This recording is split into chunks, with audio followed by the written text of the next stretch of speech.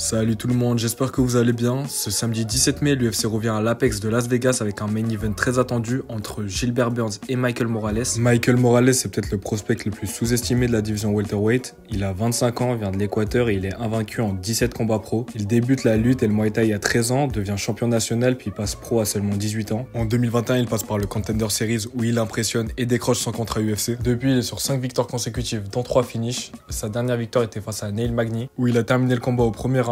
Morales est un combattant très complet, il a une base solide en Muay Thai, il varie les frappes, vise la tête et le corps, de bonnes combinaisons en boxe, un clinch correct, un ground and pound puissant et surtout une défense au sol très solide avec 92% de défense de takedown. Il a aussi un bon cardio, un physique athlétique et un menton solide. Ce samedi, il sera confronté au plus gros défi de sa carrière. Gilbert Burns, qui est maintenant sur 3 défaites consécutives, reste un combattant très dangereux. Ses dernières défaites ont très bien vieilli. Belal Mohamed et Jacques Della Maddalena sont devenus champions par la suite et Sean Brady est un sérieux prétendant au titre. Burns est un ancien challenger au titre, il est ceinture noire de JJB et il est capable de finir n'importe qui au sol. Il a réalisé 30 combats pro, 15 finishes et surtout il a donné à Khamzat Chimaev un de ses combats les plus durs. Ce combat c'est plus qu'un simple test pour Morales, s'il gagne, il rentrera directement dans le top 10 et ça l'enverrait dans les discussions avec des noms comme Ian Gary, Joaquin Buckley ou Shavkat Rakhmonov. Morales n'a rien laissé au hasard pour ce combat contre Burns. Il a expliqué s'être préparé très sérieusement, notamment au niveau du cardio, en s'entraînant depuis janvier.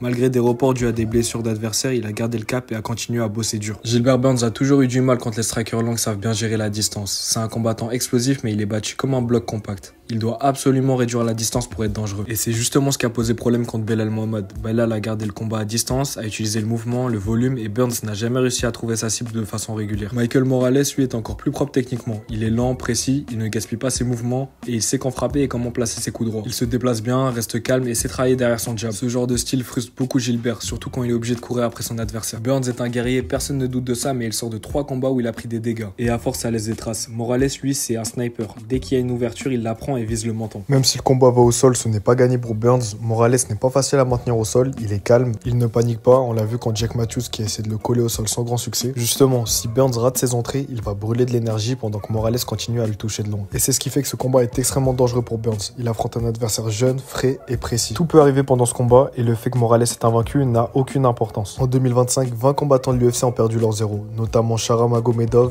Umar Nurmagomedov et Peyton Talbot. Sinon, voici le reste de la carte. Il y a beaucoup de gens qui se plaignent de cette carte en disant qu'elle est trop nulle et qu'il n'y a pas assez de bons combattants dessus, mais franchement, elle est pas mal. Il y a des jeunes combattants à suivre comme Melquizael Costa, Myron Santos. En commun, il y a Paul Craig contre Bellato et il y a beaucoup d'enjeux car si Paul Craig ne gagne pas ce combat, il risque de se faire cut de l'UFC. Il y a également Ruziboev qui est de retour, c'est un très bon combattant, il a 3 finishes à l'UFC et sa seule défaite c'est Joaquin Buckley. Sur la carte préliminaire, il y a également le jeune combattant coréen Young Song Park qui est invaincu à l'UFC et en MMA. Il est sur 2 finishes consécutifs et il combat dans la catégorie des poids mouches. Merci d'avoir regardé la vidéo, donne-moi ton pronostic pour le main event en commentaire, n'hésite pas à t'abonner et à lâcher un like.